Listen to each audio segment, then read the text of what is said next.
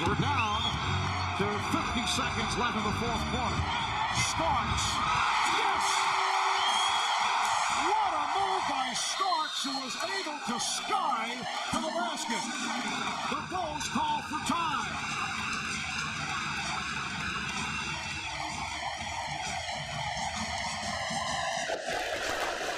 Starks with the move of the night. And give the Knicks.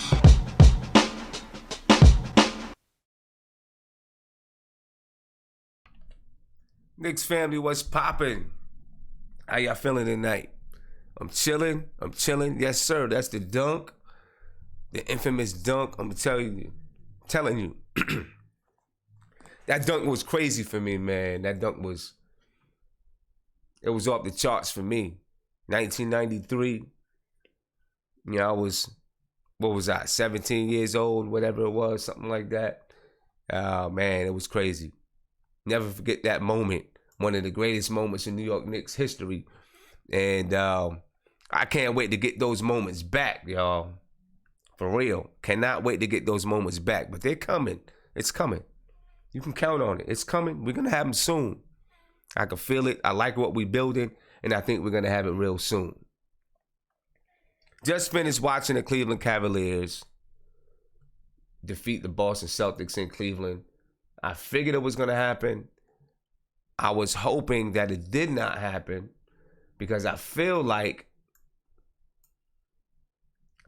since Cleveland won this game, they're going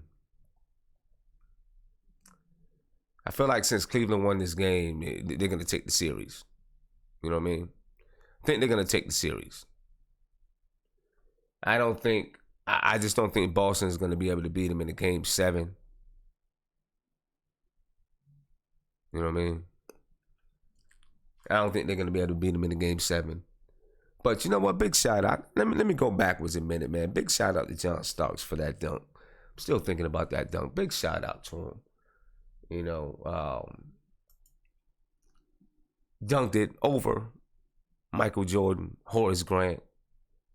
I think Scottie Pippen was in there too. What do you anticipate that environment is going to be like? That was an amazing moment in New York Knicks history. It's gonna be a lot of fun. And, I see somebody saying, be a lot of fun. Yeah, let me pause. Silence. I see somebody saying Porzingis is gonna have the next one. I hope so. And I know you guys probably looking at me saying, "Oh, Sim, but you hating on KP." Not hating on that man. Trust me, I'm not hating on him. Not hating on that man. But I hope we do see a KP dunk in that manner. That'd be great. Be amazing. But anyway, I don't think Boston's going to be able to pull it out at home. You know what I mean? I picked the Cavs to win in 7. I was hoping that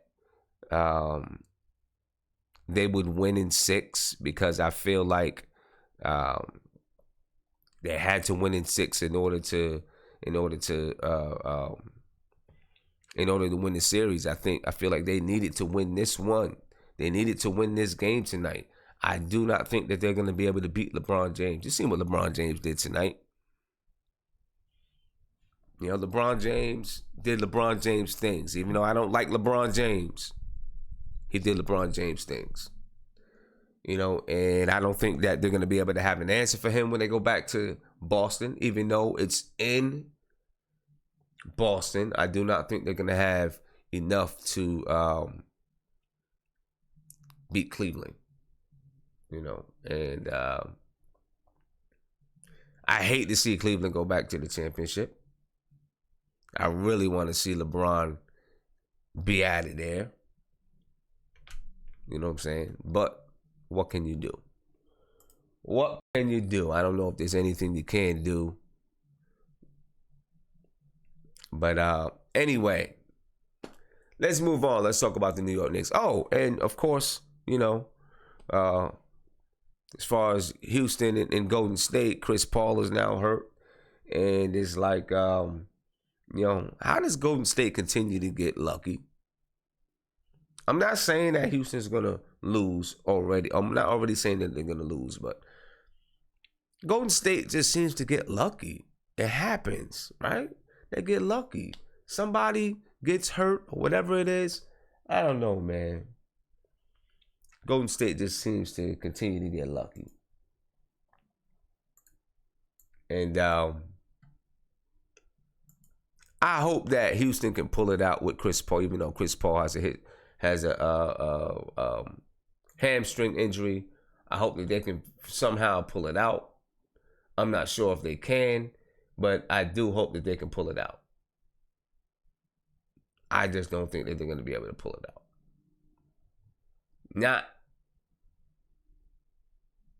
I don't know. You know, not in Golden State. When they go back to Houston, maybe.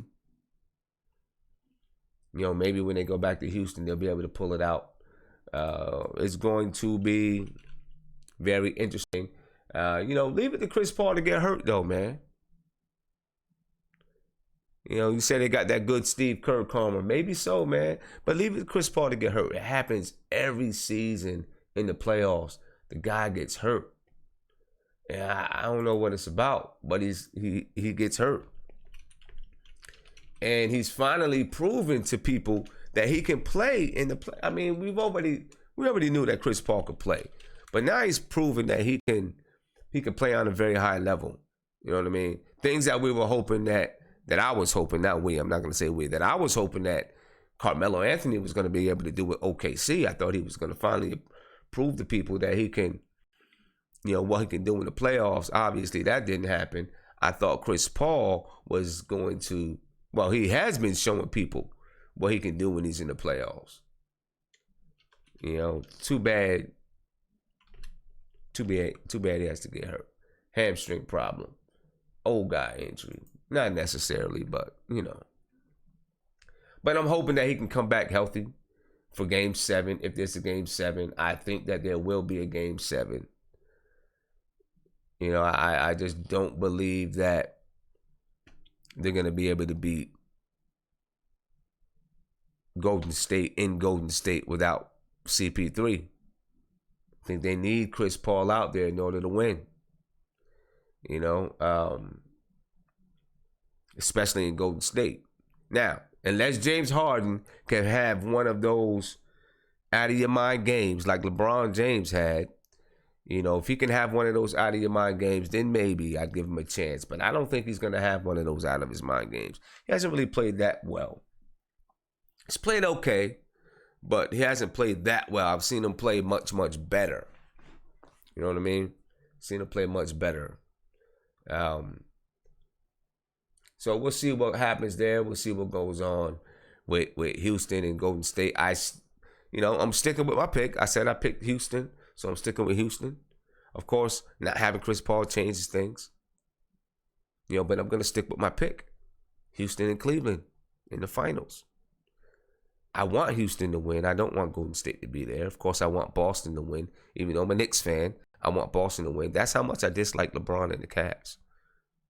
A New York fan rooting for a Boston team. That's how much I dislike LeBron and the Cavs. But anyway, let's get to New York Knicks stuff. Tired of talking about other teams. Let's get to New York Knicks stuff. Good news from KP. Right? Very good news from KP. And I'm sure everyone is glad to hear the news that KP finally had a conversation with Coach Fizz. And that KP is excited. Excited to get back in New York and play with Coach Fizz. Excited about the future. That has to feel good for everybody. You know what I'm saying? Because I know there's a lot of chatter, a lot of talk about KP and him not being totally committed to the New York Knicks. You know? And I'm not going to say that this quells everything, but at least we know that he's excited to work with Fizz when that time comes, when he's finally healthy. You know, and I think that's definitely a positive. That's a step in the right direction for the Knicks and for, for Coach Fizz, developing that relationship. You know, he's say CP the artist. You say you're not buying into KP's act. Why not? You don't think so? You don't think he's excited about Coach Fizz after them having a conversation? Or you think he's just, you know, just saying what New York fans want to hear? BN, man, we've been over this a bunch of times, bro. How many times we gonna talk about it? You don't think he's? How many times we gonna talk about this culture thing, man? I mean, you can call in and talk about it. Not right now, but you can call in and talk about it. We'll talk about it. But I didn't say anything about culture right now. I just talked about how KP is excited to work with Coach Fizz. You know, when CP the artist says, you know, he's not buying into KP's act, I'm interested to know why that is. You know, do you think that KP is just acting, faking? I think it's politics as usual. Little Jay-Z line in there. Politics as usual. Could be. You know,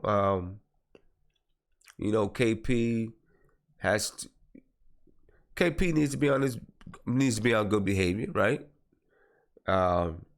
Especially right now with his health up in the air.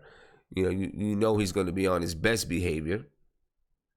You know, to make sure that he stays in the good graces of the fans, and then of course makes, you know, I know if I'm hurt, if I'm injured, then I want to make sure that my team understands that or feels that I'm going to be I'm happy with the direction of the team, and that I want to be there so that I can get the best contract possible.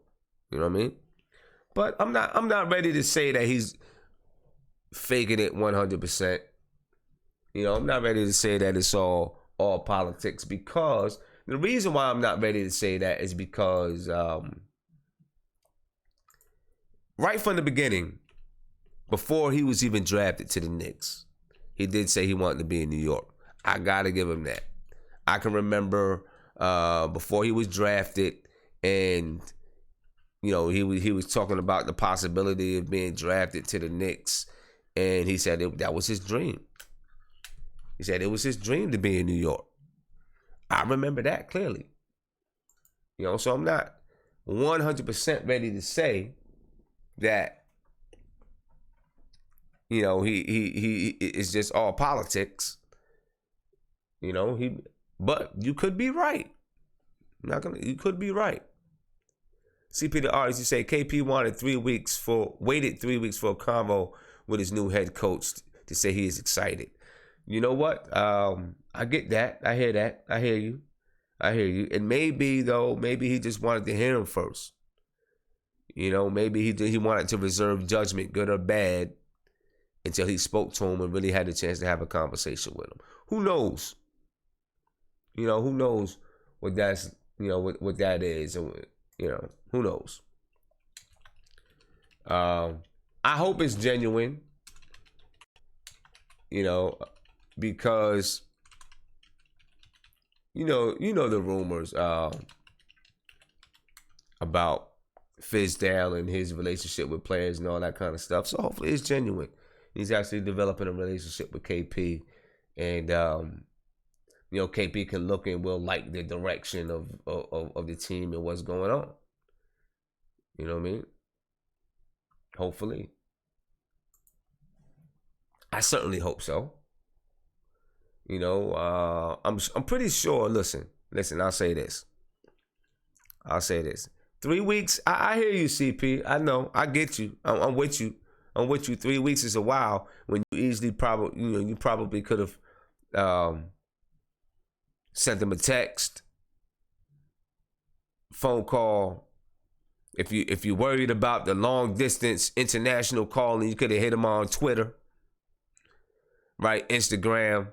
If you're worried about if you know, I know he got money. You never know anybody's financial situation. No matter how many millions they got, you never know. Maybe he didn't want to run up his phone bill. He could have hit him on the gram though. Could have hit him on Twitter. Could have did something like that. Could have shot the man an email. Sure, he's got a Knicks email right now. You know, all those things are free. Hey, I understand what you're saying. I'm with you. I understand what you're saying right there. 3 weeks. But, I'm going to give him the benefit of the doubt because we just don't know what was said. Maybe Steve Mills said, hey, KP, Fizdale's got a bunch of things to do. He's going to reach out to you. And maybe KP fell back. I don't know. You never know. But I get where you're coming from on that. You know what I mean? So, but hey, let's hope that it works. Let's hope that it's there. Let's hope that it works. Let's hope that KP and Fizdale develop a good relationship, and it moves on the way we want it to move on. Because listen, I know I stirred up some stuff, talking about KP for Cat. I stirred up some things, you know what I mean? Let's be clear. I was not saying that the Knicks should shop KP or that the Knicks should call Minnesota to try to trade KP. That's not what I was saying at all. It was a simple comparison between the two players, and if Minnesota made an offer, what I would do, and what I think a lot of Knicks fans would do. Putting that to the side, assuming that that's not going to happen, assuming that it's out of the question, assuming that KP is in New York, I really want to see it work. And I want to see KP do some great things in New York.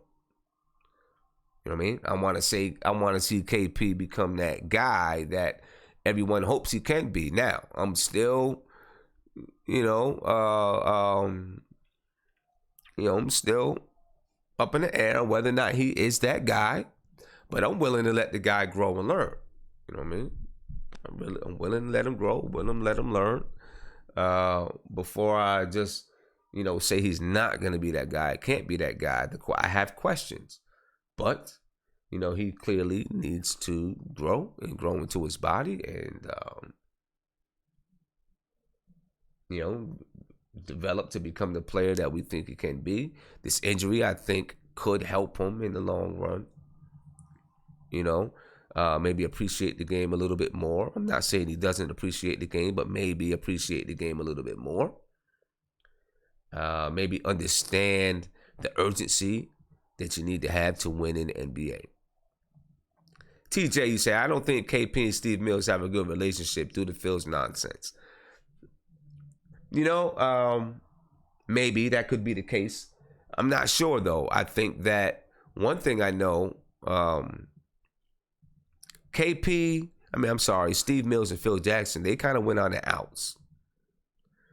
They kind of went, at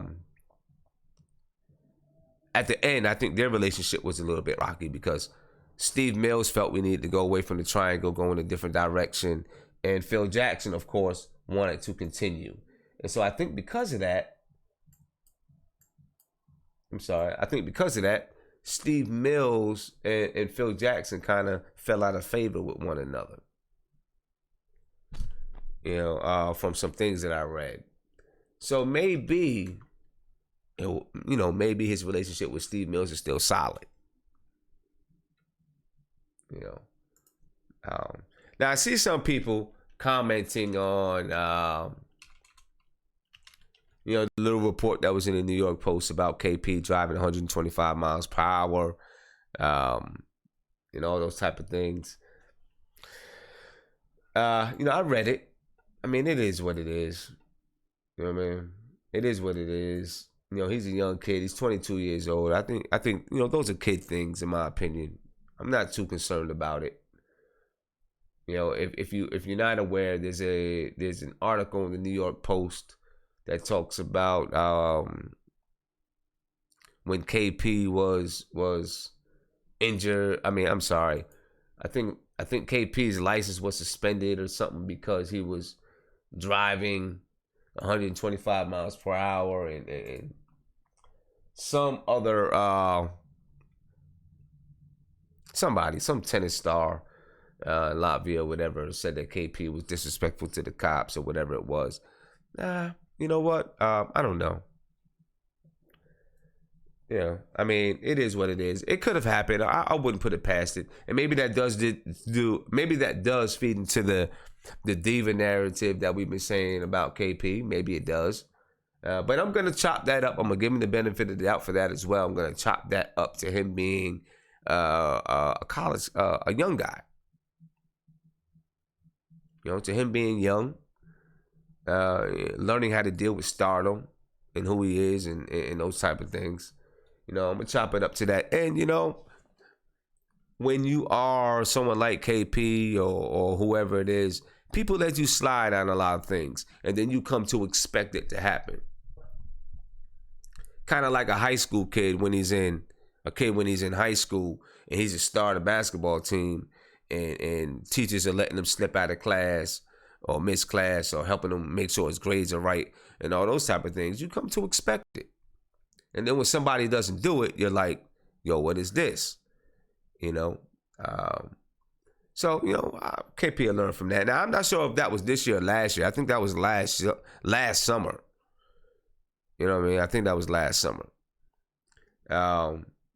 Big shout out to my man, to Philip Reed for the super chat. He said, don't think KP is the guy, but he has time to prove it. I'm with you. He has time to prove it, and I want to see him prove it. Yeah, I want to see if he can grow to be that. If he can prove it. Maybe so. We got some time. He's got another, I'm gonna say he's got another, KP's got another year and a half of honeymooning in New York. After that, fans gonna be at him. They're gonna want results. Mighty Knicks. Big shout out for the super chat. Appreciate it. He said, y'all put some respect on KP's name. Nobody's disrespecting KP, man. No one's disrespecting him. We love KP. We want KP to do his thing, of course. You know, but hey, if you made a mistake, you made a mistake. Got to own up to it and move on.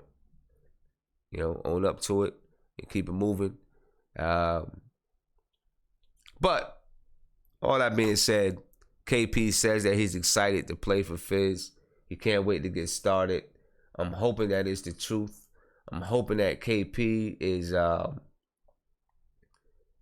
looking at what the Knicks may bring or what Fizdale and Scott Perry are trying to bring to the team and buys into the vision. You know what I'm saying? Hopefully. Payback Carter, you said you guys give him the max. Well, I think what's going to happen, and this is the smart move, I don't think he gets an extension this summer. You see if he comes back in December, see what he looks like. And then next year, when he's a restricted free agent, you pay him what he's worth. And I think that's what the Knicks are going to do.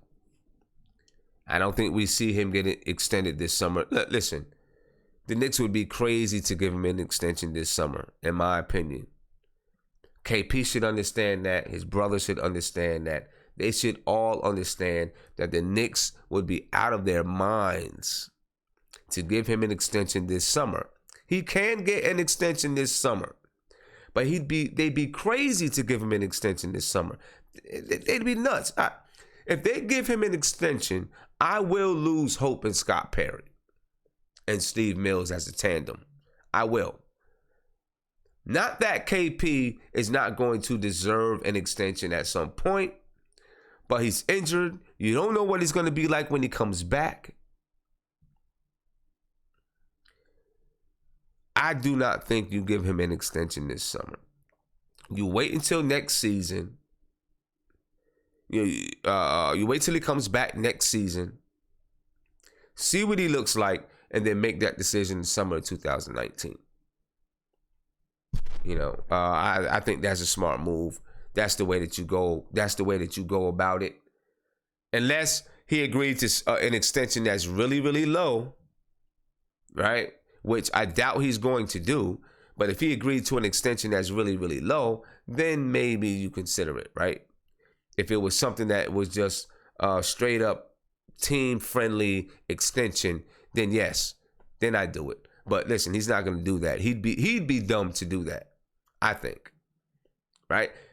Because then you lock yourself into something, and then you lock yourself into this low contract, and then you come back and you play really well, and now you're being paid too low. So he'd be crazy to do that, you know. So I think they're both going to be willing to wait and happy about it as well. Yeah, I think so. So I'm going to open up the lines. I want you guys to call in. Somebody give me a call. Talk to me a little bit. What do you think about KP? We're going to move on to pre-draft workouts after the calls. I'm going to take a couple of calls. We'll move on to these pre-draft workouts.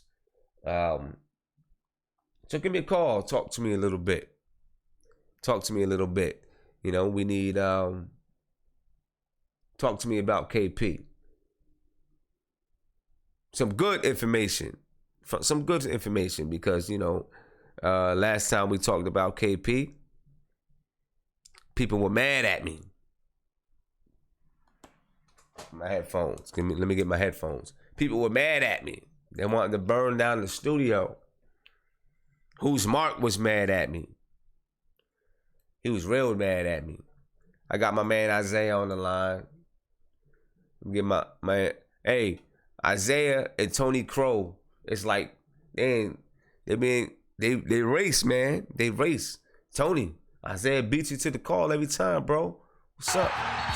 Hey man, I'm ready for all three of us to be on the phone. What's poppin', Isaiah, man? How you feeling? What's going on, Sim? Shout out to the chat. Sorry, Tony Crow, man. Maybe I'm waiting for all of us to get on the same time, man. I'm waiting. Yeah, we'll get that. We'll get it. It's gonna happen. I think I had one time where I had two people on at the same time. Haven't been able to do the video yet, but I'm gonna figure it out. I'm gonna get it going. I'm working on that. I'm working on it right now so that when we start next season, it's ready to rock and roll. It's ready to pop. You know, so I'm really, you know, you guys might notice a few different things here in the studio in the background. I don't know if you notice or not, but I'm working on things in here so that I can get it ready for some other stuff. Listen, man, as long as I get on there with Tony Crow and Who's Mark and Mighty Knicks, shout out to Mighty Knicks. Mighty Knicks doesn't call in anymore. See, Mike, that's crazy, man. Mighty need to stop playing. You know what I'm saying? I don't know why. Mighty Knicks was the first person to call in. First person to call in ever. Or maybe he wasn't the first person to call in, but he was the first person to video in. And I haven't seen him. He did it one other time, then I haven't seen him since. Marty, this is an open challenge. Get on the chat tonight. But oh yeah, so what we talking about, son? The David Fisdale thing. So we talk about. Oh, 1 second. There we go. We talk about KP and you know how people feel about him. You know, saying that he's excited to work with Dave Fisdale, can't wait for the season to start, and all those things. You know. Can I say it, man? I think we're blowing this way out of proportion. Blowing what out of proportion? Because I don't know if this is the first time that they talked, but you know, I mean, Scott Perry and Steve Mills said it in the press conference. You know, they contact everybody.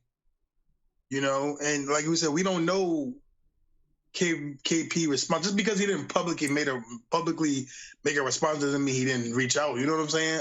Sure. Because at the end of the day, a lot of it is we don't really know.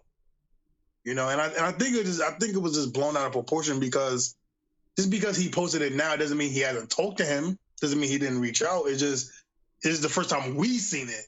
Yeah. Well, he did. I mean, he did say, you know, that he just had a conversation with Fisdale on the phone, and he's excited. But you're right. It could have been the third or fourth conversation. We don't know.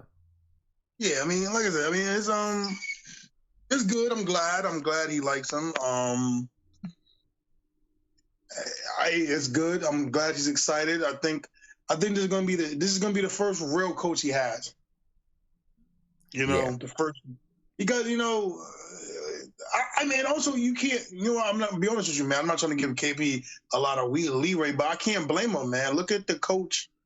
Look at the coaches he had. Well, KP's been through. He's been through a few different coaches already, right? He's been through. He started with Derek Fisher. From Derek Fisher, it went to Kurt Rambis, even though it was just an intern coach. Jeff Hornacek. Now he's on to Dave Fizdale. This is his fourth coach. Yeah, man, I can't blame him because there's you go from Derek Fisher, who people legit thought he was stealing people's girlfriends, aka Tim Hardaway. Then you go to Kurt Rambis, who nobody liked. You go to Jeff Hornacek, who even Kyle O'Quinn even said it. He said his 2 years with Jeff, he doesn't even know Jeff. You know what I'm saying? Those are quotes from a player. He said he didn't even know Jeff like that, Yeah. So it's like I can only imagine the relationship he had with KP. Yeah. So we'll see how it goes, man. We'll see how it goes. If he can develop, one of the most important things about developing a relationship with the players, and I think a lot of people miss this point sometimes, it's not just about, being that father figure or big uncle type of guy, big brother, whatever you want to call it. That's part of it. That's a big part of it. That's a big part of it. But when you have a relationship with the players want to play for you. They want to play hard for you. If you don't have a relationship with the players don't like you, they don't want to play hard for you. When they get on the floor, if things go wrong, they're like, whatever. They don't want to play for you. And that means something. And that could be the difference between the team going out every night and playing hard 125% or going out and just being lazy on the floor. That could be the difference. When your players have respect for you, they like you, you have a relationship, they respect you as a coach, not as a friend. I'm not saying as a friend. They respect you as a coach and an authority figure, father figure, those type of things, mentor. They want to go out and work for you. Exactly. Play hard for you. Listen, that's half the battle. That's half the battle. That is definitely half the battle of a successful team. Just going out and playing hard. You can keep yourself and put yourself in any game. Just by playing hard, you can be in any game just by playing hard. Exactly. Because I've been had a good feeling about Fizz. Like I said a while ago, before Bud was there, I thought Fizz was going to be the number one option as coaching. I think Fizz is genuine, man. I think he's genuine. I'm tired of hearing about this one thing he had with one player. Guarantee every coach has that one player they did not get along with, and then it just so happens to be Marc Gasol. But I'm confident in Fizz. I'm confident in Steve. I'm confident, man. Like we said before, man, we feel it. Me and you both said that we feel a change within the organization of where it's going. And it feels completely different from the last couple of years. And, we're in the right direction, man. I think they're going to definitely want to play hard for Fizz.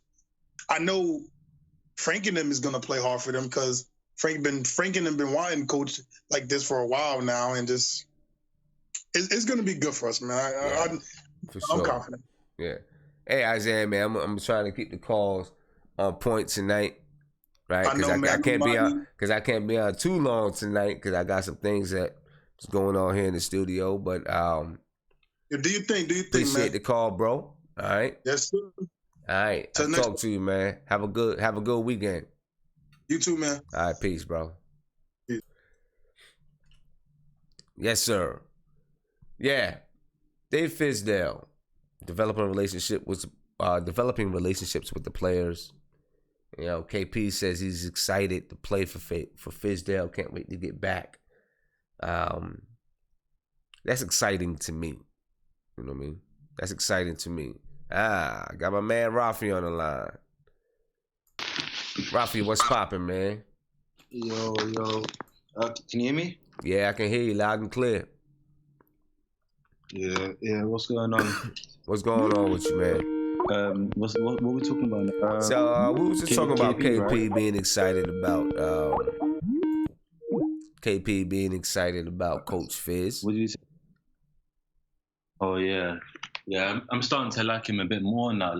Obviously, I wanted Coach Bud more, but like now I really understand. Like, cause I was hearing that, like, people like Stephen A. and all of that saying how you need the culture change, and obviously Scott Perry and Stephen Mills are saying that.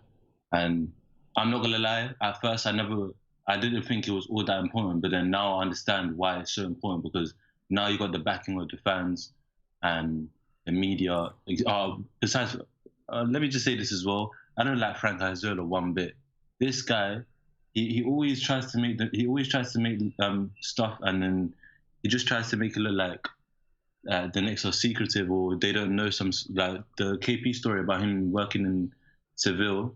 He tried to look like, who you talking about, Frank Isola? Yeah. Yeah, man. Isola, Frank Isola has his issues with the New York Knicks. I think back in the day, they had some kind of issue where, I don't know, he wasn't allowed in Madison Square Garden. Something crazy. I don't remember the exact story, but it's out there. And since then, he's had a vendetta against the Knicks. It doesn't matter what the Knicks do. The Knicks could trade for LeBron James, Kevin Durant, and Chris Paul, and he'd have a problem. He'd find a reason why it was a bad move. Yeah, you know what I mean. That's what that guy does. Like, he'll say something like, the Knicks are doing a rebuild now, but it won't be something like the Celtics. Celtics did a quick rebuild, something like that, along those lines. And I'm thinking, like, no one's gonna get a trade like that Nets trade was the center of the whole thing, the reason why the Celtics are like what they are right now. But he does. I don't know why. Probably he does have just like personal problem with the Knicks anyway. But I was just reading. I don't know if you've been catching up on this as well. The Charles Oakley situation. Not as much. Because like I hopefully, like, if they're like trying to embrace this culture change, I feel like they need to bring him back, because you can't keep him banning him, because he was the heart of the New York Knicks back in the day. Yeah. So weird, like the situation. And apparently, in the video, he tried to when he got dragged off by the security, James Dolan put his thumbs up or something like that. So when I hear stuff like that, it just makes me like, I don't know. There's something wrong with James Dolan as well. He has a big problem with him as well. But you got to get Oak back. Them two, they got to get in the same room and talk it out and get this thing together. You got to get Oak back. You know what I mean? Now, I'm not gonna. Charles Oakley has his things too, right? So Charles Oakley has to be able to let go of some things as well. You know what I mean? He's got to let go of some things. And James Dolan obviously has to let go of some things. He's a Knicks hero. Charles Oakley is a New York Knicks hero. He needs to be at the Garden. No question. He needs to be at the Garden. He's a hero. Some of the stuff they've done him dirty, like the drinking stuff. Like when they said, "We hope he gets the help he needs." That was such a cheap shot, and it showed at the time how classless the organization was. But anyway, let me just say the last thing now about what do you call it? About free agent. I know we have to wait obviously until after the draft, but obviously we don't. Apparently, we're projected to get. Like, we're not even projected to have any cap for the summer, so we're going to be like minimum players. Who do you think that we should be targeting like this summer? Obviously, athletic wing players. I don't even know. I'm not sure, because we really don't have. It's going to depend on what happens with guys like Enes Kanter and everything opting out or whatever they do. If we're going to have money, if we are not going to have money, it'll be hard. You know what? I think you do little things to create space for the next year. You make small moves and you make small adjustments to the lineup so we don't have gluts everywhere. I don't think you try to make any kind of splash, especially this summer, unless something really, really does pop up. I don't think you try to make a splash. You don't try to force it. You try to, maybe make a couple of moves. You look at young players that you can get. in my opinion. You look at young guys that fit your mold, that fit the vision that you have for the team. You look at those type of guys and bring them in. And then maybe next year in 2019, if you have some money, then you look to be a player. Yeah, because I think we should get from OKC Jeremy Grant. I think he's a restricted free agent this year. So I think he's that one guy because he's very long, athletic. He can defend multiple positions and he can hit a free from the corner. So I think that would be good for Fizz's one anyway. But yeah, I'm gonna just jump off now anyway. Nice talking anyway. All right, man. Hey, Rafi, I appreciate the call as usual. Yeah, for sure. All right, it's Saturday over there already, right? Yeah. I finished my exam now, so I'm chilling. Okay. How'd you do on the exam? How do you think you did? Yeah, I think I did good, man. I think I did good. Good. I was revising the Knicks assistant coaches. I was trying to find out which one assistant coaches will get more than the actual exam. But I thought I got a good. All right. Well, good. I'm glad you passed. So school's done. Yeah, it's finished. School's done for a while. All right. That's what's up, man. All right then. All right. Peace out, brother. Have a good one. You too, bro. All right. Yeah. Let's get on to these pre-draft workouts, y'all. Let's talk about these pre-draft workouts a little bit.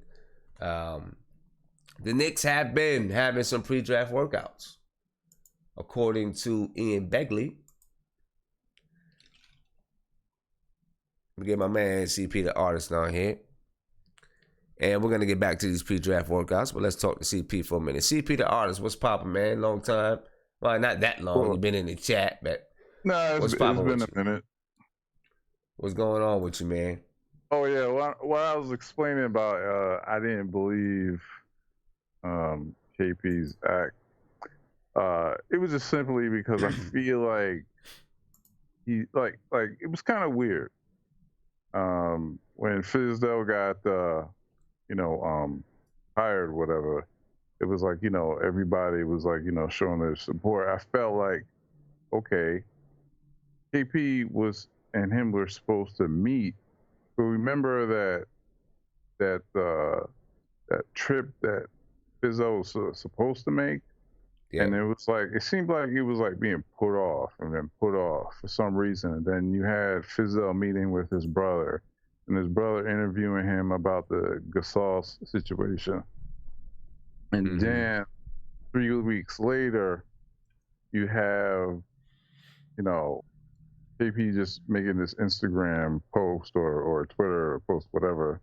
So it was just like, was this another like little petty thing to kind of keep I feel like KP's been trying to keep the Knicks on notice since last year, with the exit meeting and whatever, and all this little coded stuff. You know what I'm saying? It just don't really feel authentic to me.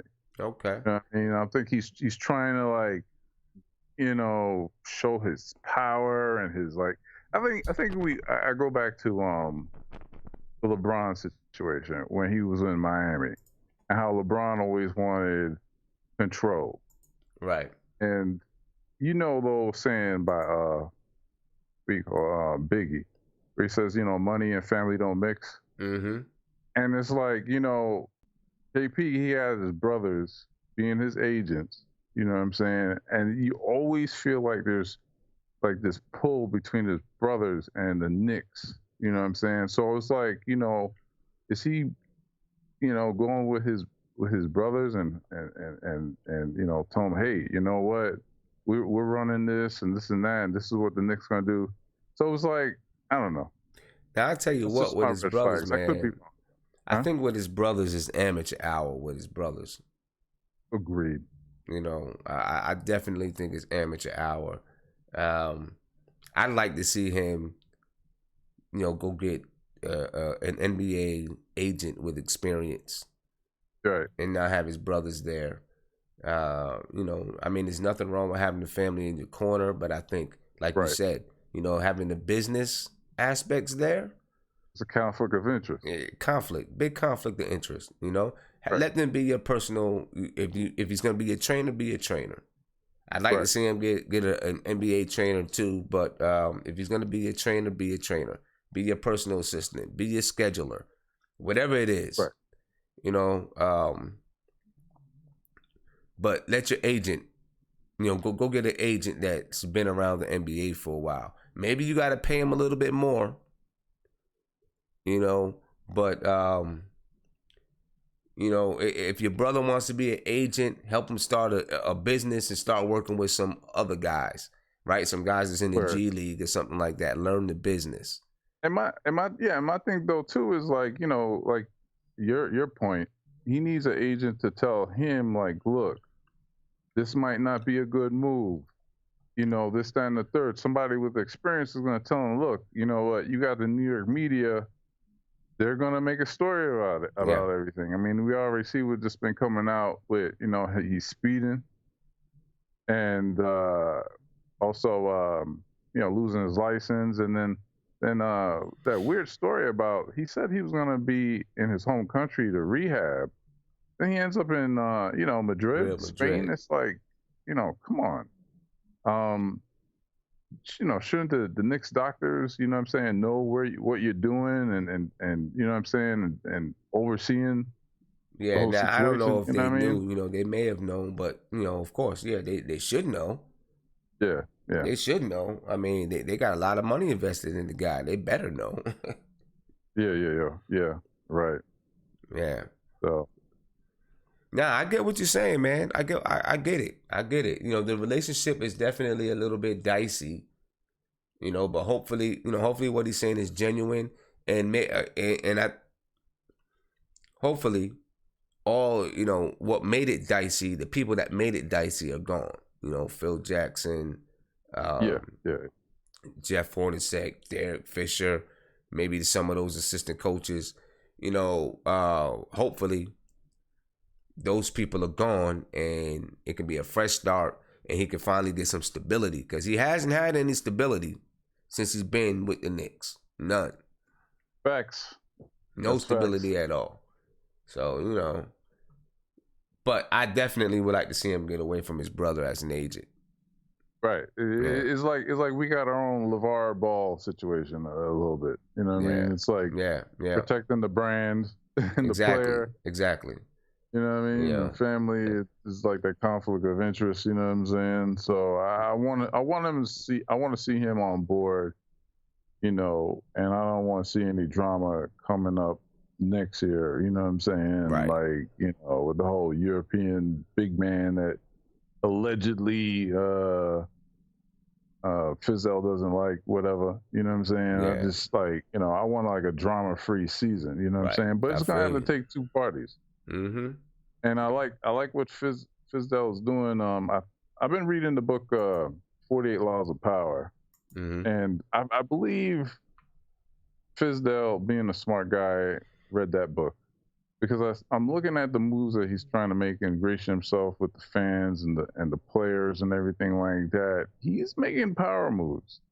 He's going to I believe he's trying to get a good rapport with the fans and the players, and it's going to build him some clout, and that will in turn, you know what I mean, give him, you know, more of a power structure. Yeah, for sure. You know what I'm saying? Right. You know what I mean? So, I mean, I'm not saying that in a negative way, but I know what you mean. Yeah. It's like I said, you know, it's politics as usual. You know what I'm saying? Okay. So it's like, you know, you have so many things invested, and then, you know, you want to go into the future, you know, with everybody on board. You know what I mean? Right. So, I don't know. Yeah. Nah, I feel what you're saying, man. Hey, CP, man, I'm gonna let you go. It's all good. Next time, brother. All right. Appreciate the call, bro. All right. Later. Peace. Yeah, very good points by CP, the artist. And, you know, one of the things, you know, when you're talking about a group of people, and if you can win the trust of the leader or the person that's respected the most on the team, then you can get the respect of everyone else.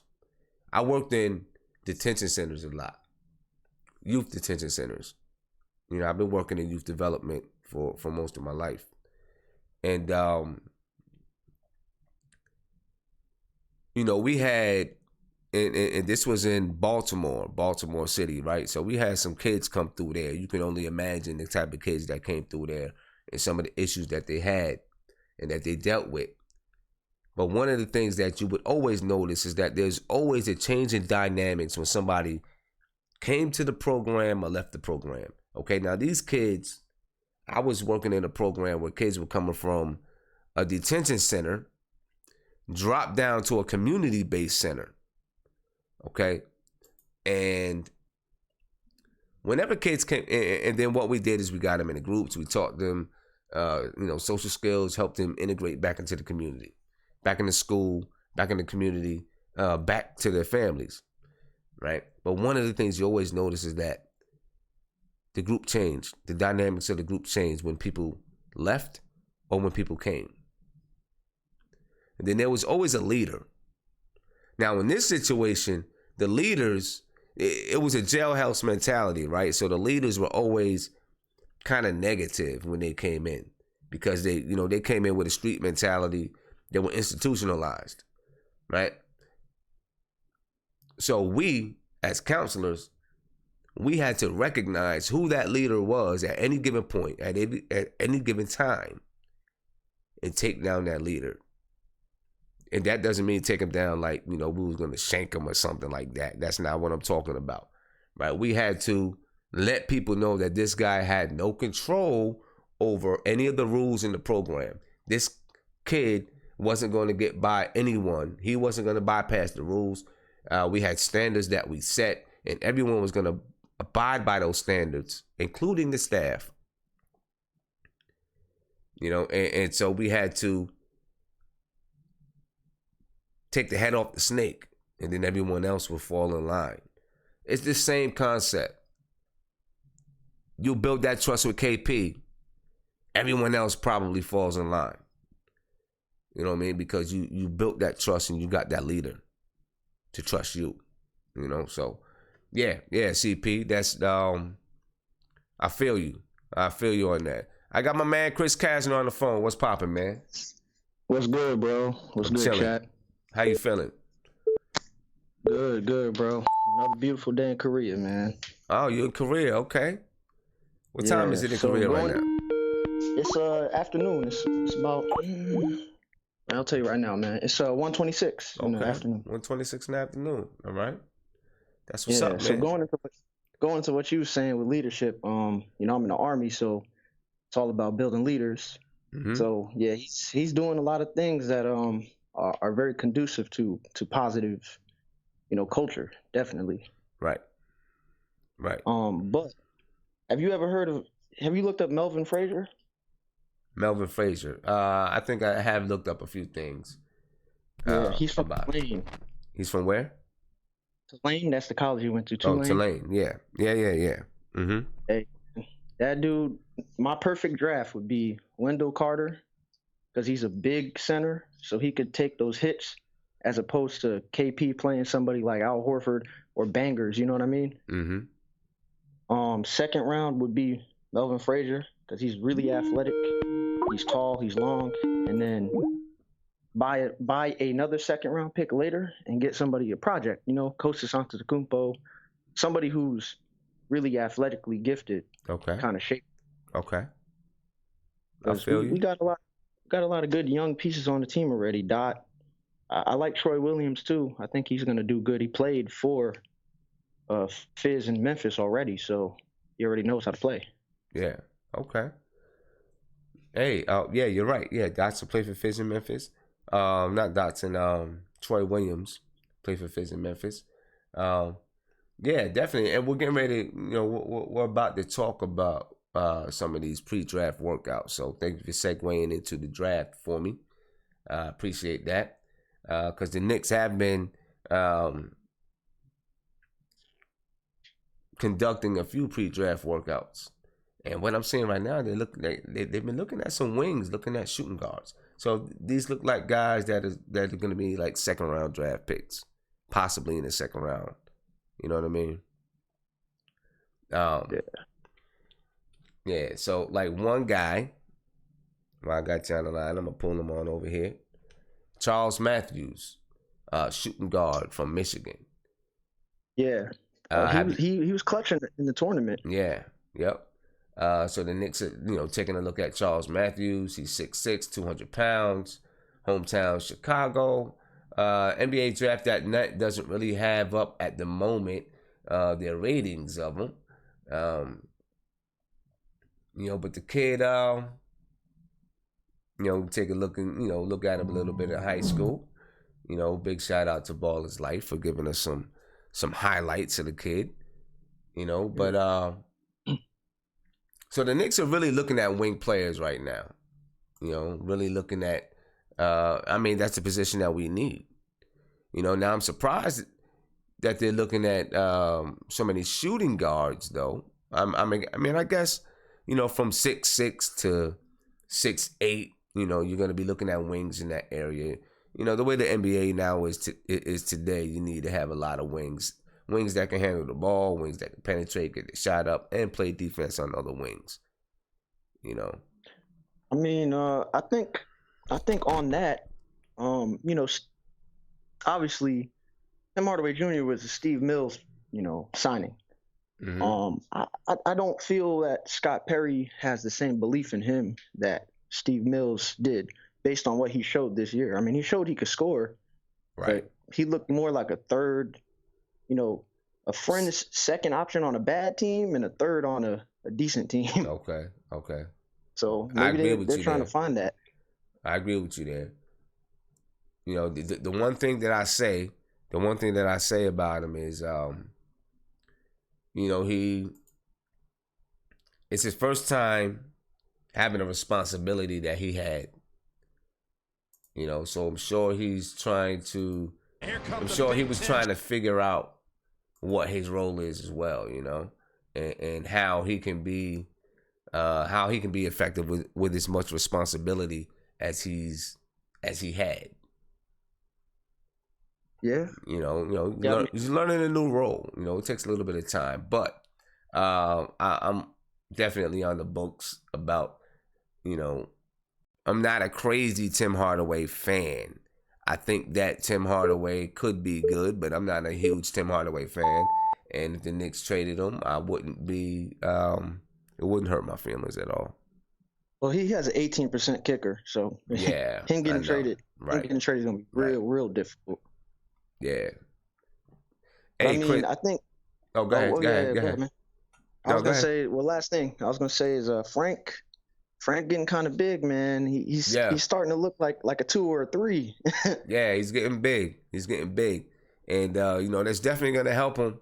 It's gonna help him being aggressive, going to the basket, taking those bumps, taking those hits, handling the ball with pressure. It's definitely gonna help him. Yeah. Yeah, but all right, man. Hey, man. Appreciate the call, Chris.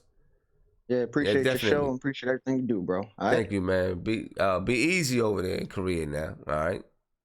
Most definitely. Right. Peace, bro. Yeah, so definitely the Knicks are doing pre-draft workouts right now. So we were just looking at highlights of Charles Matthews. They've also worked out Desi Rodriguez. We'll get some information over here with Desi Rodriguez. Small forward, 6'6", 220 pounds, from the Bronx. Went to Abraham Lincoln. Went to Seton Hall. Played at Seton Hall.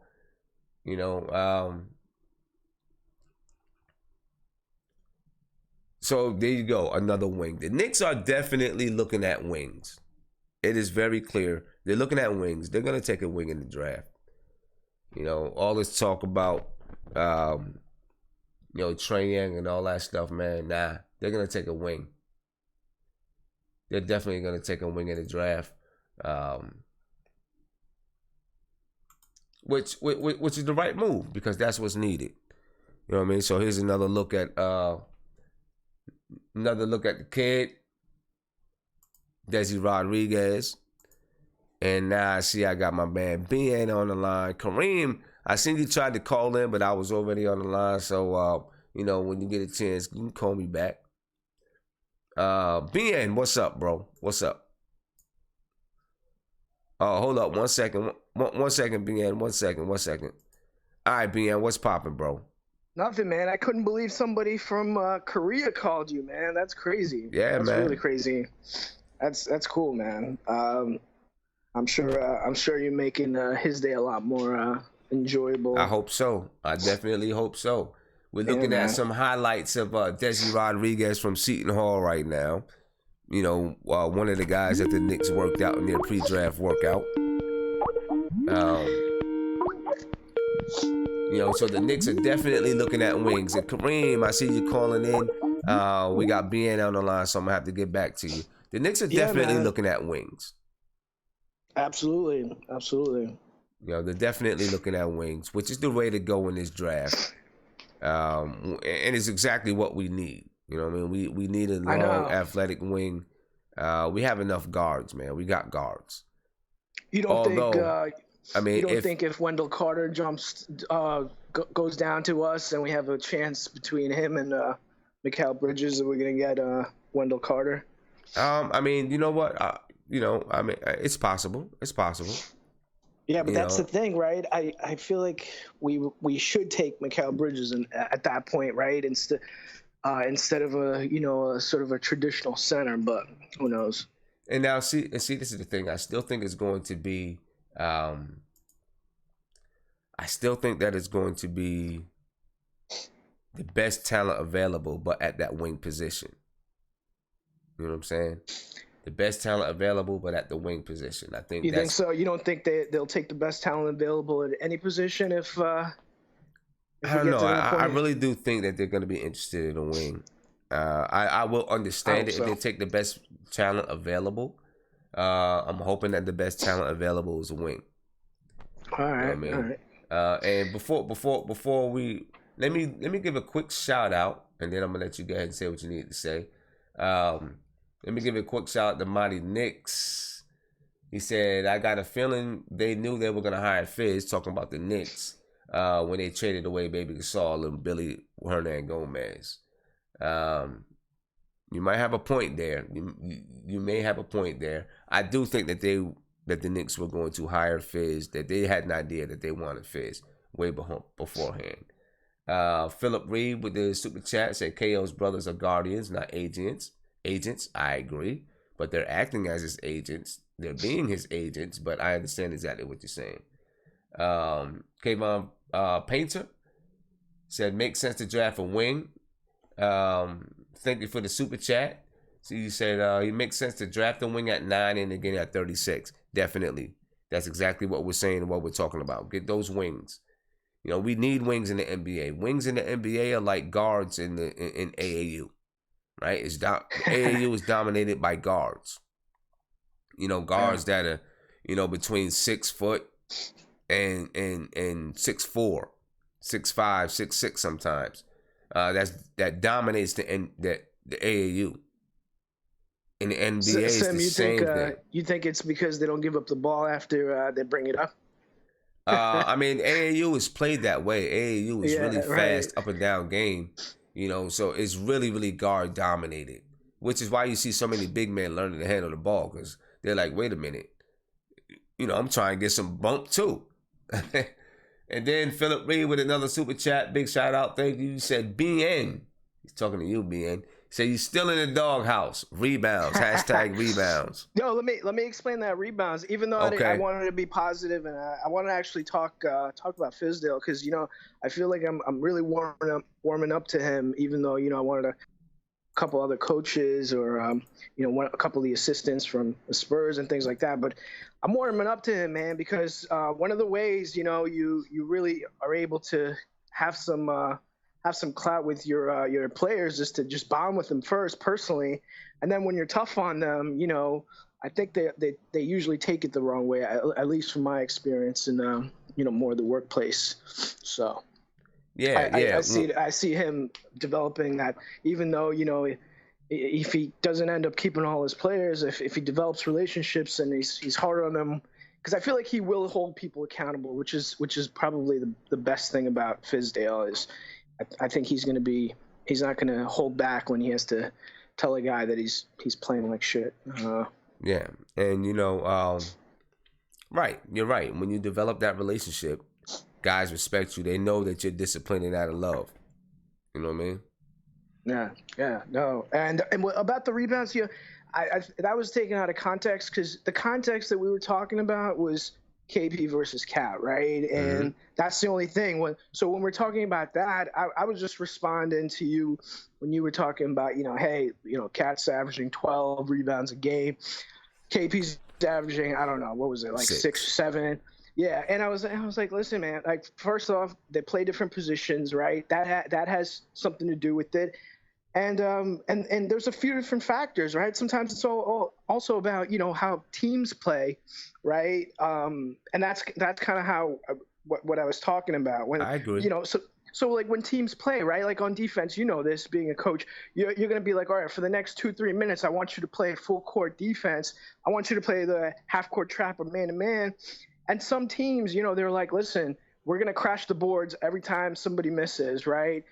Or we're going to, whoever is closest, try to grab that rebound. The rest of you guys, as soon as that rebound's grabbed you, I want you guys to run. You don't have to crash the boards, right? And sometimes that has, that type of system or play has an impact on individual. So when I was saying I'm not sold on rebounds, I'm talking about judging a player, one player being better than the other based on their individual rebounding stats. Team rebounding, it's one of the most important things, right?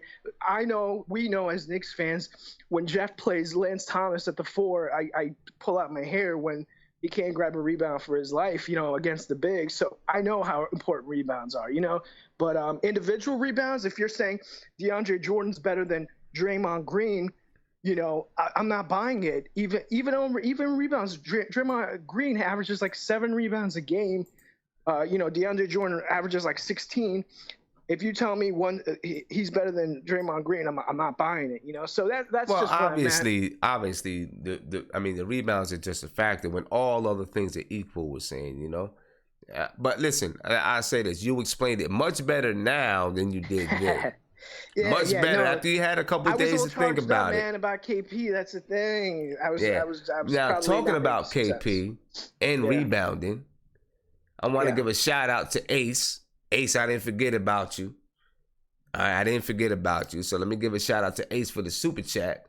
And he says KP needs to get in the gym and play center, which of course relates to rebounding. I don't agree with that. Here's the thing about that, right? All the four teams in the playoffs right now.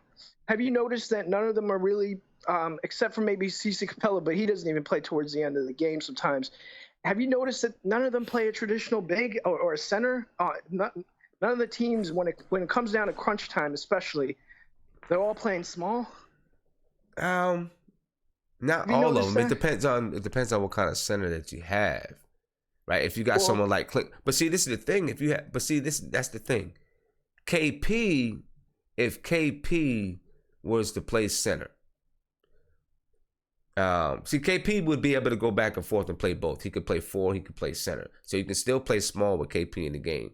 But if KP was if KP was strong enough to play center, he'd have the upper hand on so many centers in the league because of the way he can go out to the perimeter. If he can get strong enough to be able to post up centers, even be able to guard centers, because if he can guard a center down low, like the same thing. Okay, remember when Melo in 2013 the Knicks played Melo at the 4, right? Yeah. Why? Because 4s could not guard him on the perimeter. Yeah. Melo was strong enough to bang with them down low. He was strong enough to handle them, hitting against them, but he was too quick for them to guard him on the perimeter.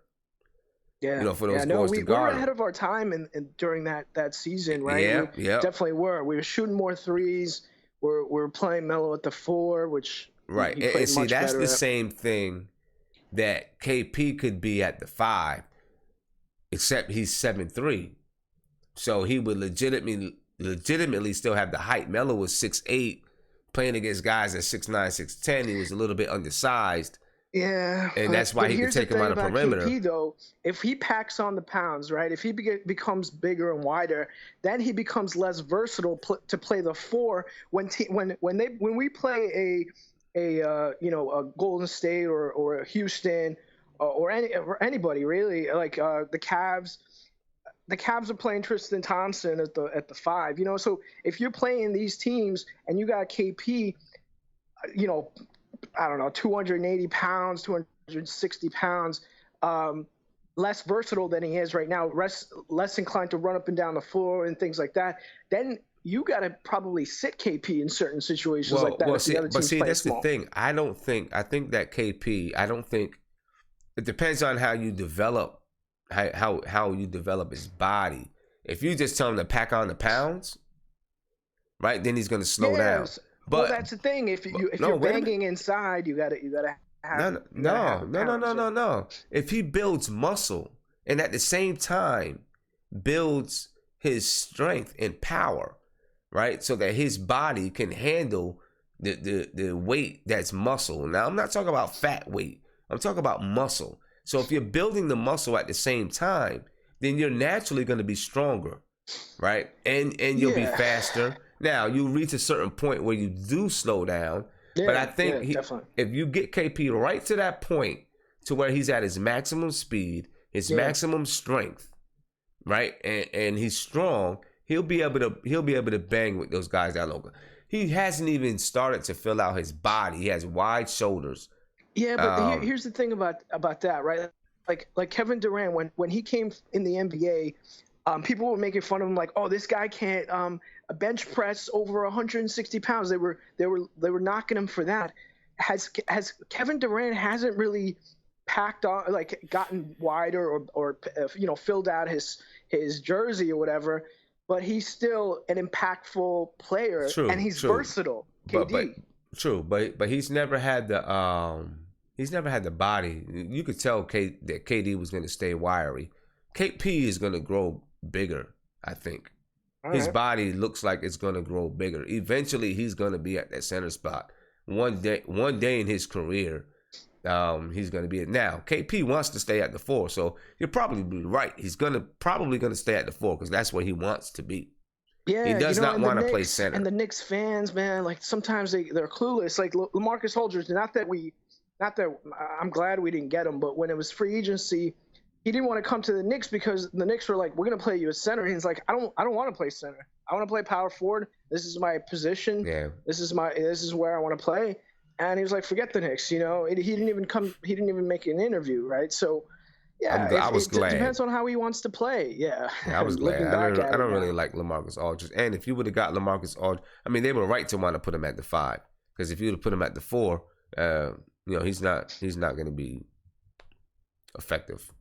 Yeah, but you can't make guys play a position that they don't want to play either, so, yeah. So, I mean, right, BA, good call. Yeah, I'm glad you cleared that up.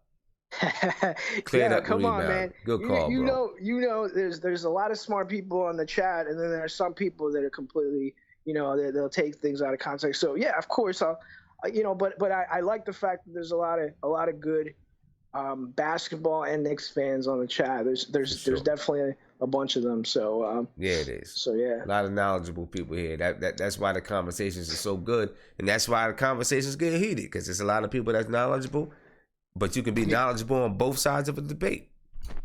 No, definitely. It definitely gets heated when KP's brought up, because a lot of people are defending the best player, man. That's who we're gonna build around. And listen, he doesn't have to be the best player in the championship team, but as long as he's maybe the second best player, you always need a couple of great players. You don't need just one and put everything on one player's shoulder, unless you're LeBron James or something.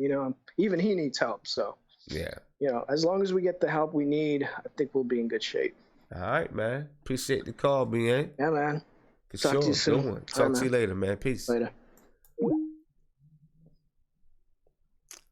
Good call, BA. Good call. I'm glad he cleared that up about the rebounds, man, because I seen people all over in the comment section and all over the place talking about, who is this guy talking about rebounding isn't important. He didn't say it as well. He had some time to think about it. He probably had it written down and was reading it, so that he could say it right. That's all right. Good work, BN. Kareem, man, what's poppin', bro? Finally able to get you on here.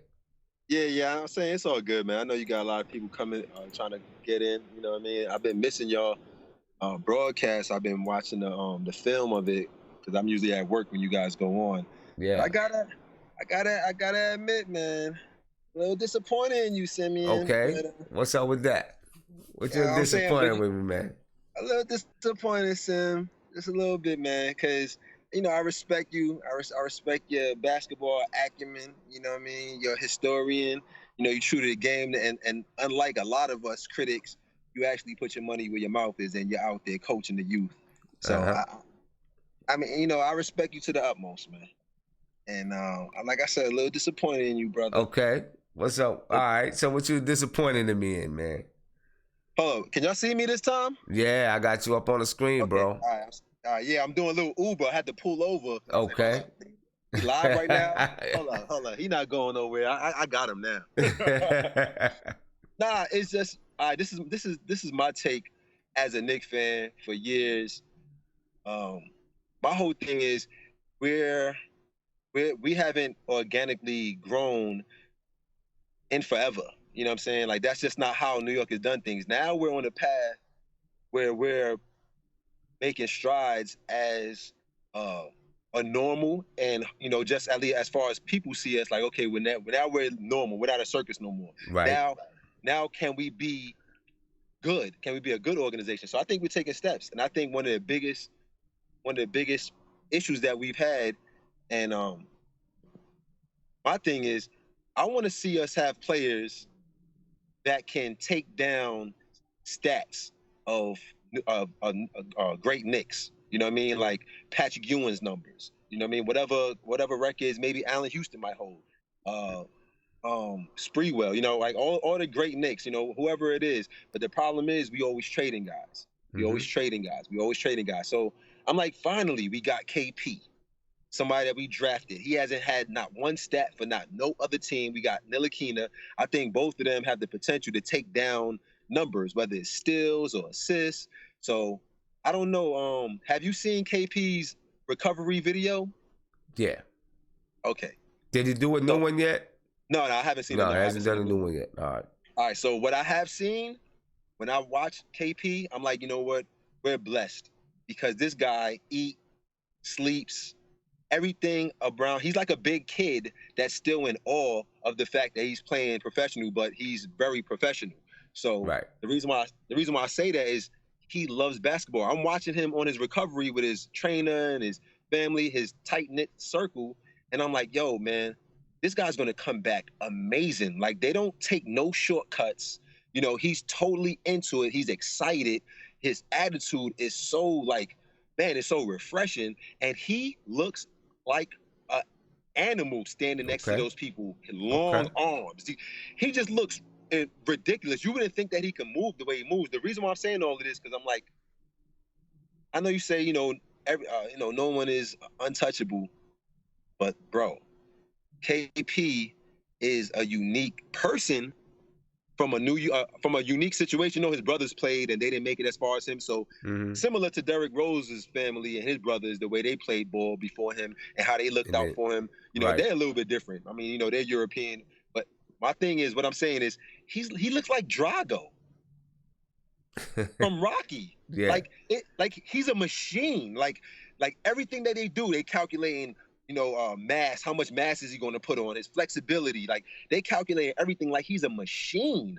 So the reason why I'm saying is because I think 5-10 years from now, he's gonna eclipse Karl Anthony Towns and a lot of these dudes because this guy is a machine. So, that's why I said I'm a little disappointed, and for the fact that we drafted him. He's ours. And I think that's one of the biggest problems with Knicks fans is that we always think the grass is green on the other side. And I'm not saying you, because you come up with valid points. But Karl Anthony Towns, listen, you play basketball. It's easier to get rebounds when you have players on your team that other players got to guard and they got to come and help. That gives you more opportunities to get rebounds. So KP playing with the players he's been playing with, they're not paying them any mind. They miss shots.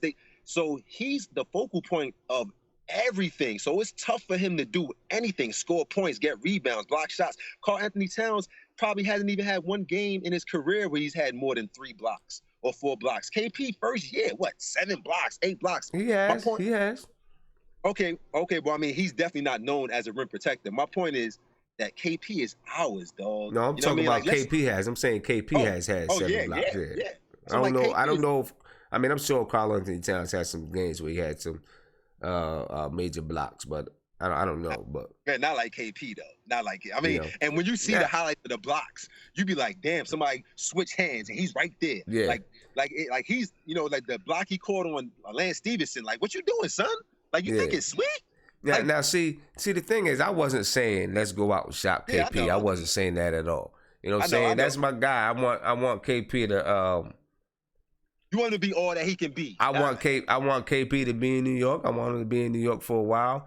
And let's put it like this: it takes me I'm just this type of person. It takes me a little while for a player to prove, okay, I'm a straight up New Yorker and I'm here for you for real. Right. For me to then emotionally be like, I wouldn't trade him for nothing. Like, for example, Pat Ewing, right? Once Pat Ewing was there 6-7 years, I wasn't trading him for Michael Jordan for nothing because I wanted to take Jordan down. You know what I'm saying? It wasn't happening. You know, KP's still kind of young with me. Let me say this about from what I see.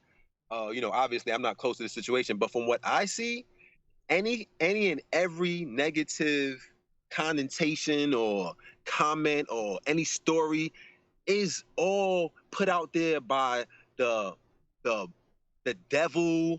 I don't mean that in a biblical sense. I'm talking about the New York media. The New York media. You don't see him out there on the Odell Beckham-ish. You know what I mean? Like KP is a student of the game. KP is a professional. KP is things that KP want to say and have wanted to say to management and to the public, and he's professional. So what he did was he left. He didn't go to the exit meeting. Like, he does things with from what I see and what I gather from the company and the assistants and of his brothers that have played professional, that haven't, they're looking at him like, man, they're vicariously living through him. So they want to make sure everything is right. So they're advising him more or less like, yo, you have power. You have this, like, KP walking out of the exit meeting was the beginning of where we are now with Fizdale and the new management. Like, his passive aggressiveness is partially what led to Phil Jackson leaving. So, like, KP is a smart person, and the people that it's not just him, it's his camp. They're smart. So what they're doing, they're being strategic. But as far as KP, every single thing that he's ever said, not with someone misquoting him or taking their own thing, and everything that he has verbally said is, I love New York. I want to be here for the rest of my career. That's all that I go on.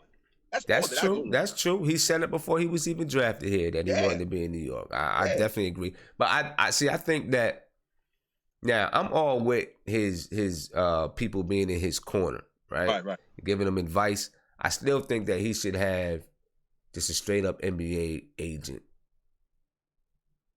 I feel you. Yeah, I think he should have someone, an NBA agent. I just don't feel that family and business mixes well. At some point, I feel like it goes bad. You know what I mean? It's just very hard. I think that he should have an NBA agent. You still, your agent brings something to you, and then you sit with your family and say, should we do this? Should we do that? How should we approach this or approach that? I felt like the exit meeting, I felt like KP would have went if his family advised him to go. Right? I feel like his family advised him not to go. And I feel like that was immature. And maybe not even immature on KP's part, immature on his brother's part, his family's part, and not really being a young NBA agent. Because I think you could have gotten I think sitting there, being in the meeting, and then saying, this is what I want to see. This is how I want to see us move forward. I think that would be more powerful than just missing the meeting. Well, my response to that, and you know, I'm just solely going on what I've been seeing. Like I'm always on Google, you know, clicking on, you know, type in Knicks and, you know, most current, and I'm always reading articles, and so I'm just like I'm like an almanac, man. I'm always taking in people's point of views, and what I gather in the end is that, you know, like, all right, let me ask you a question. Have you ever seen? I can't remember what the name of it is, but it's Dirk Nowitzki is like on Netflix or something like that. You seen that? Is it a documentary? It's a documentary with him and his trainer. Is the guy that he worked with to perfect his shot, his release. It's pretty dope. Pretty dope. But this guy is from his country. No one knows about him. You know, people the IRS try to audit him because they like, you know, you working with this guy for so many years, and you know, like, where's the money? And this, that, and third. And this guy, and you know, he went to court, and Dirk Nowitzki was there for him, and you know, come to find out, he ain't do nothing wrong. Like, he just loves basketball, right. And Dirk Nowitzki just really respects this guy like Customato, and they have a unique relationship, and it works for them. And he probably hasn't trained anyone else. So what I'm saying is, KP and his camp, I think they're similar to LeBron and his camp. Like, they're a new wave. Like, they're not doing anything that people have done before. KP is a player that no one has ever seen. They're taking it serious. So I think they're looking at it like, we got this. And so far from what I've seen, they haven't done anything wrong to jeopardize anything that he's doing. His injury, you know, some guys you see in an injury, they're like, yeah, you know, I'm just going through. Now, KP be smiling, be like, hey, you know, right now I'm taking time, you know, to get stronger, you know, and put on a little weight, and you know, I want to come back even better. Like, he's excited. So this is the camp that I see that he has. So, you know, I'm just looking at it similar to LeBron, like how LeBron, he came in, he had an agent, he fired his agent, he hired people in his corner, and now, I mean, they're one of the biggest conglomerates. So I think from a European standpoint, I think that's what KP is doing. And I say to all New York and Knicks fans, until KP verbally says something wrong, or until, like, people talking about his the guy that's helping him recover right now, they saying, oh, he has a sketchy past and this, that, and third. But when I see that guy, when I seen the footage of KP recovering, that guy looks intense. He looks focused. He looks like he's committed to KP. He looked like he has the total trust, and he's working in cahoots with his family. Like, they're a team. So people could write what they want to write, but what I'm saying to Knicks fans, until you hear KP say something wrong, or you see him do something wrong, or jeopardize his health, yo, man, let's support that guy, man. Let's support that guy. Because even Patrick Ewing, it's things I didn't like about Patrick Ewing, but, you know, people was kind of wishy-washy with Patrick Ewing. He's a real emotional guy, and KP is really not emotional. So I'm just saying, let's just support the guy until he's out of the city, or he gets traded, or he says something wrong, or turn us off.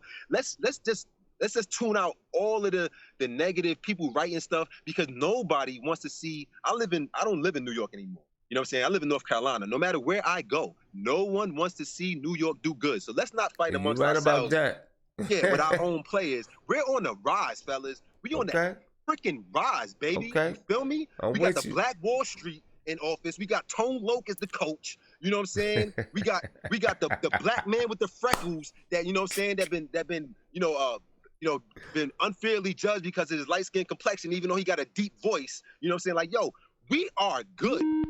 People got issues coming up. They might trade Tim Hardaway for another draft pick. I don't know. All I know is that I trust them. I trust our process. I trust KP and his commitment to us. Frank Ntilikina, I keep saying, is going to be a beast. Y'all just keep talking trash if y'all want to, and we good, baby. All right. Hey, Kareem, man. Hey, great call. Appreciate the call. Definitely, man. And what part of North Carolina you in? I'm out in Greensboro, North Carolina, man. Greensboro. Yeah, man. I'm New York to the heart. My in-laws live in Kinston. Okay. Yeah. No, I don't believe that's too far. I think that might be like 30 miles away or something like that. Yeah, I believe so. It's so many little small towns surrounding, like, where I'm at, Greensboro, High Point, Winston. It's so many little towns surrounding you. You never know. You never know. Yeah. But yeah, I think you might be right though. Yeah. But yeah, man. Appreciate Hey, the call. appreciate the call, bro. And, All right, and yo, man. and one last thing, I don't know who obviously no one knows who we're gonna take in the draft. And I was stressing about it, but now you know what, man, it's so many probabilities and possibilities, man. I'm just sitting back, man. Yeah. Just sitting back. I trust our process, man. Yeah. Whether it's Trey Young, whether it's Sexton, whether whoever it's gonna be, they're gonna pick the right guy, man. Okay. I'm with you. Word up. Hey, man, appreciate the call. BN. Thanks for the shout out, Tony Crow and all the other heads, man. Y'all stay up, man. Stay positive, stay Nick. Yeah, for sure, man. Hey, make sure you call in again, bro. Most definitely. All right. Peace, man. Salute. I love Peace. Right. My man, Tony Crow is on the line. Finally got you in here. Yo, Black, it's time. Shout out to the chat. What's up with you, man? Who's that last caller? What was his name? Kareem? That was Kareem. Yeah, he was on point. That was Kareem. He be online. He's in the chat. He's in the chat from time to time.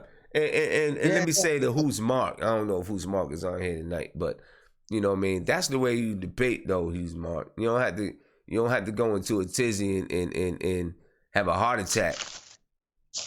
You know what I'm saying? Yeah, I agree. Nah, good call. 100%. That was a good call. But yeah. Actually, I kind of wanted to piggyback on some of the things he was saying as far as KP himself, you know, always seems to say the right thing. He does. He does. That's one thing I say. He does.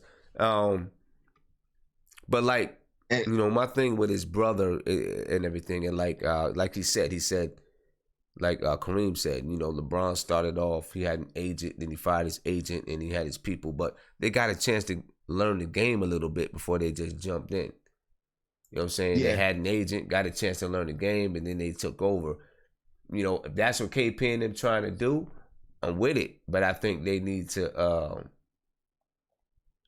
you know, I think that, you know, he needs to, you know, get that experience with an agent that knows the game. They can show you the ropes a little bit. You know. You know, a little bit of the differences for him is he had relationships with, not even with the whole Fizdale Marc Gasol thing, but just his relationship with Marc Gasol, Pau Gasol. You know what I mean?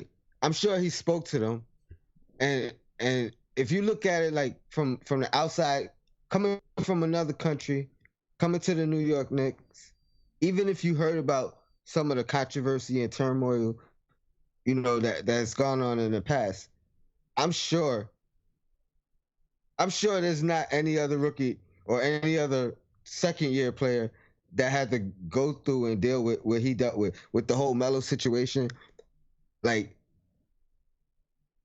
it's one thing to be from here, but to be from somewhere else and then dealing with that, I could understand why he didn't go to the exit meeting.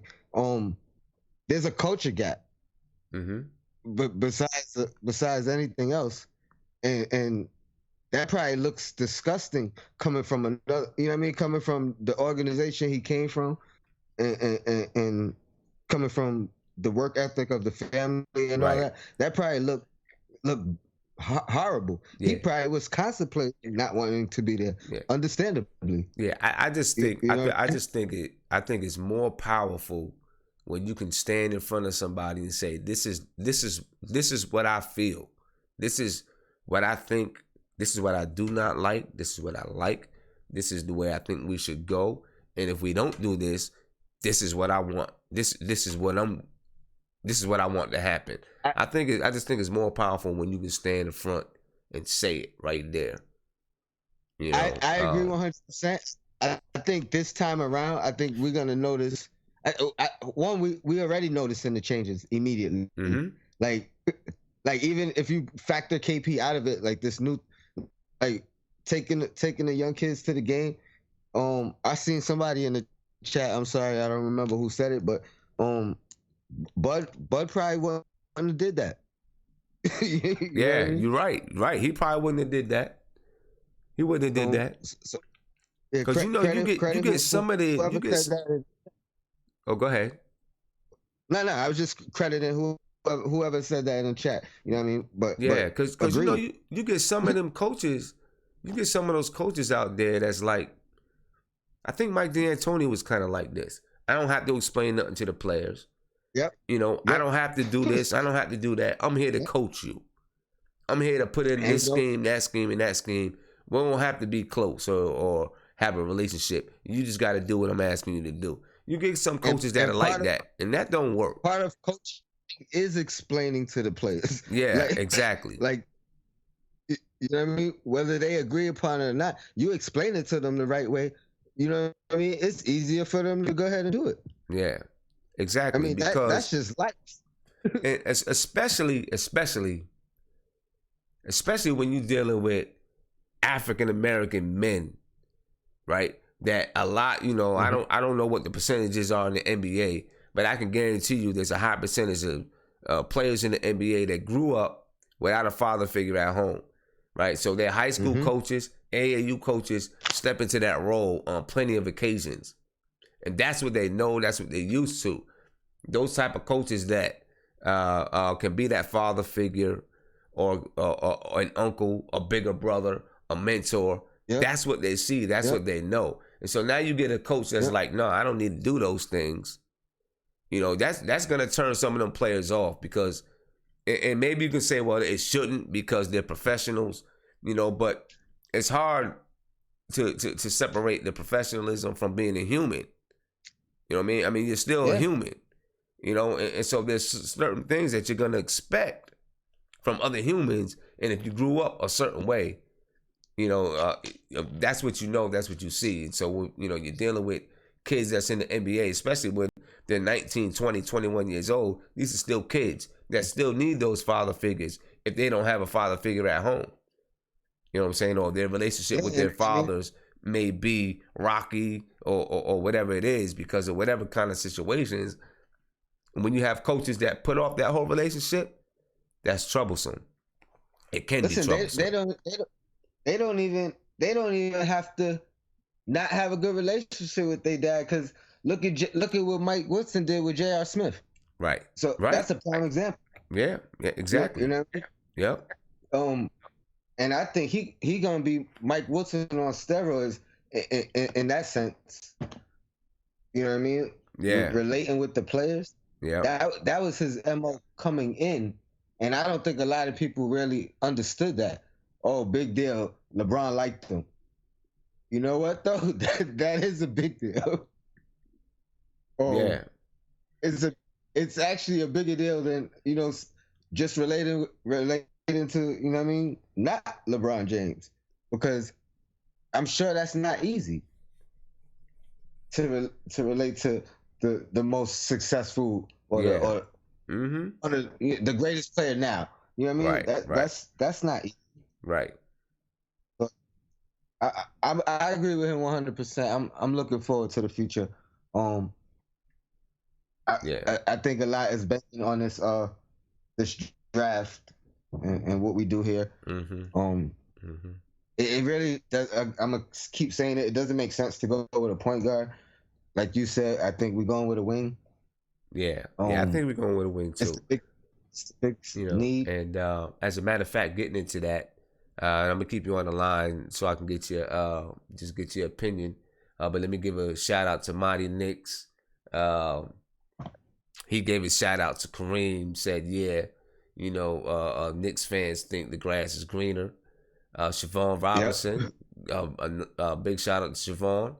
Said, just said, you know, Mo Bamba is going to be better than Ayton by far. Too bad Mo Bamba is out of our reach. Because I wouldn't mind taking Mo Bamba for real if we could get him. And then Monty Knicks again gave a shout out to you, Tony. Big up to you, Mighty Knicks. But, you know, the Knicks, you know, reports is out there, you know, the Knicks have a lot of interest in Lonnie Walker, who is freshman shooting guard from Miami. Yeah, I know. You know, hometown, Reading, Pennsylvania. Reading, hey, I got a cousin, man. Well, had a cousin who lived in Reading, Pennsylvania. You know, he got shot down, man, robbing a robbing a grocery store. Mm-hmm. It's serious out there in Reading, Pennsylvania, man. It is. That's the piece. Yeah, no. It's serious out there. Yep, he got shot down robbing a grocery store by like an innocent bystander or something like that. It was a big controversy. I think this happened like 2015. It was a crazy controversy. You know, I think I remember the story. Yeah. I mean, it was crazy. It was like, yo, why was you trying to rob why was you trying to rob his little bodega store? You know what I mean? His little bodega joint. You know, why you trying to rob the joint? But then, you know, then you got like an innocent bystander who shot him down. You know, so that was like, you know, you could have shot him in the leg if you know, whatever. I don't know. But it was a crazy story. Yeah, I legitly remember the story. Yeah, like it was crazy. And I honestly don't even want to you know what I mean? Just rest in peace and my condolences and shit. Yeah, appreciate it. I don't want to get amped talking about. Yeah, we don't want to go into all that right now. Yeah, but anyway, yeah, he's from Reading, Pennsylvania. You know, that's a tough place over there. You know, a lot of things going on in Reading, Pennsylvania. Yeah, but you know, NBA. I like him. You like him? Okay, and look, I like. I mean, I don't know about 9. Okay. And that's again just because he's a little bit undersized, and that also is going to put us in a position where we have to make a move. We have to like move some players, and I hate being in that position because now we have a weakness, and we don't necessarily win the trades when they know we have to do something. Yeah. You know what I mean? And now what's interesting to me is everyone that has worked out for the Knicks in pre-draft, they're interested in Lonnie Walker. You know, they've been 6'5", 6'6". They've been shooting guards. Yeah, I know. You know, that's very that's interesting to me. You know, that they've been shooting guards. What does that say about their mindset from the shooting guard spot? Or do they think that Tim Hardaway can play the 3 for us and we bring in another shooting guard? They're going to move Courtney Lee maybe. You know, I'm just trying to peek into the mindset of moves that they may be looking towards going forward. You know what I'm saying? Somebody has to be on the move, honestly. I mean, like I was saying last chat, like I be forgetting Baker's on the team. Right. Like, we got a lot of guards. Yeah, we got a lot of guards that are not. You know what I mean? Like even Dotson, I believe, is listed at 6'5". He's not 6'7". Yeah, he plays big though. Yeah, Dotson is like 6'5". Right. You know, it's so crazy. you know, I just find it's real interesting though, man, that they're looking at all these shooting guards right now, and you know they haven't. Reports from Ian Begley say, you know, they haven't really looked at any of the top players, so they've been looking at guys a little bit lower. But, you know, if they are looking at and really interested in Lonnie Walker, then, you know, what you were saying earlier about them trading down to 12 and 13, maybe it does come into play if the Clippers really are, you know, if they really have somebody that they want to get at 9. You know, that's now, an interesting scenario right there. Has somebody ever did anything like moved up and then moved down? Or like does that have to be one transaction?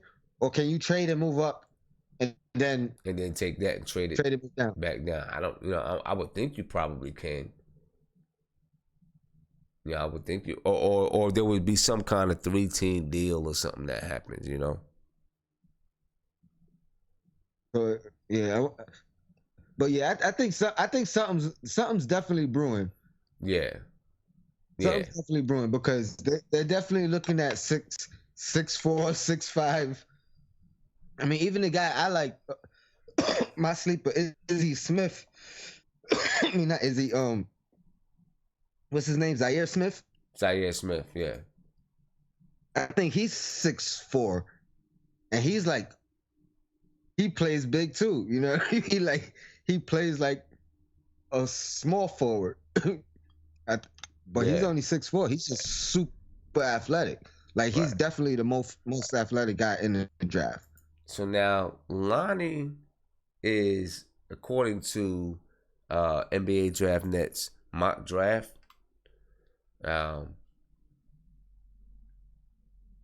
he's slated to go 20 to Lonnie Walker to Minnesota. So if they were really interested in him, would they even take him at 12 and 13? Would they even, so maybe you're looking at a move with, because look, Atlanta, remember, Atlanta has the 3rd pick, the 19th pick, and the 30th pick. Right? So maybe, maybe they look to trade down to 19 and 30 and get 2 players. And if they're interested in, I'm thinking if they're interested in Lonnie Walker, right, then and they put that out there, they're probably angling to trade down with someone that would want that 9th pick, or have an agreement to buy something. To buy something, yeah, or have yeah. You know what I mean? Yeah, we'll see. Already know who they're gonna. Did you see his interview at the Cowboy? No, I didn't. If you can, try to find that. It was a great interview. If you like him, you're gonna really like him after you see his interview. Yeah. Yeah, he talks about his family and his background and all that, and just basically, like you were saying, how tough he is, and he don't back down, and you'll like it. It was good. Okay, I'm gonna pull it up right here. Listen to a couple minutes of it. Sure. Donovan Mitchell, spending a little time with the players that are trying to put all of their expertise on display and show their best skills off. I'm excited. Lonnie Walker I'm is just one looking of those forward guys, to this the draft. former freshman from Miami. Have you decided if Jay you're Billis going has already yet? said you have the best hair here in the combine, so I don't know if that's something you want to walk away with, but now you've already earned that honor. Congratulations. Appreciate it. But like I said, I'll be there for just that day. For just that day. And my daughter's birthday is the next day, and then I got a wedding the day after that. Okay. There's honestly not one specific moment, but honestly, just I haven't fully decided yet because I've been looking for this is a dream come true. I've been thinking about looking to see if I can get in through immediate pass and whatnot. But but let's listen to this real quick and then I'll get back to it. Explain the true meaning and the true feelings that I have about this. What do you think you can bring to an NBA team? I feel like I can bring almost every aspect, offensively and defensively, whether it's shooting, rebounding, assists, stealing, blocking, diving on the floor, whatever my coach wants me to do, I feel like I bring that to the table. But not only on the court, I'm a greater man off the court. Well, you're a spectacular athlete, Lonnie. I enjoyed watching you play all season long, but a lot of people may not know that you had an injury to start the year, and you really weren't healthy at the beginning of the year. But toward the end, when did you get healthy, or did you get to 100% throughout the year? I don't really use my knee as an excuse as to why I wasn't playing too well, but more so, when I started to start during the season, when we start playing against Louisville and Boston College, and I found my groove. That's when my game started to improve, and just mainly during that whole ACC stretch. You were a guy who didn't play at the Nike Hoop Summit. You had a lot of accolades, but maybe not a top 10 level recruit. How have you improved over these last few years since we really first started evaluating you? Just never being content with where I am and where I continue to be. As you can see, I started off slow, like Jay Billis said. As the season continued to progress, I got better. So I always feel like I got a chip on my shoulder, and in my opinion, I'm one of the hardest workers in this draft class. Mm-hmm. Well, I know that Mike has been watching you for a long time and kind of breaking down your game. We bring players up here to go to the film room with them, so that's what you guys are going to do now. Yeah, we'll look at some different elements of your game. I think people really know you for your explosiveness, your length, but what I really like is your ability to shoot on the move, especially the elevation and lift that you get on your jumper.